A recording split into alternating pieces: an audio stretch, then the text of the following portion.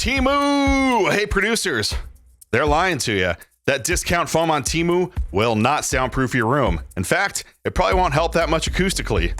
You will not be living like a billionaire. Acoustic treatment makes the inside of your room sound good. And while a side effect may be slight high-frequency attenuation to the volume outside of your studio, treatment does not meaningfully soundproof your room. Keeping sound inside your studio or sound out of your studio is much more involved and does nothing to address the acoustics of your room. Most concrete bunkers are soundproof, and they're also flutter echo generators. To soundproof a room, you need to mechanically address any sympathetic vibrations that your walls will transmit by decoupling interior walls from exterior ones. When you visit a pro studio, you will notice that they have two doors, one for the exterior wall and one for the interior, with an air gap in between. What you can't see is there's probably also two separate walls with an air gap in between them to isolate the studio from the control room. You can have all of the material in the world stuffed in between the studs of your wall, but if your studs are connected to both sides of the wall and not isolated, they will transmit sound. There needs to be a gap, preferably isolated with an air gap, but if any structural piece has to be attached to both sides of the wall you're trying to soundproof, it will need to somehow be mechanically isolated. Bottom line, to really soundproof, unless you're dealing with a concrete bunker, you need to build a room within a room that's ideally also floated on top of some kind of rubber isolation. If you want to learn more about the science of all this stuff, please visit our blog and knowledge base at defi.com.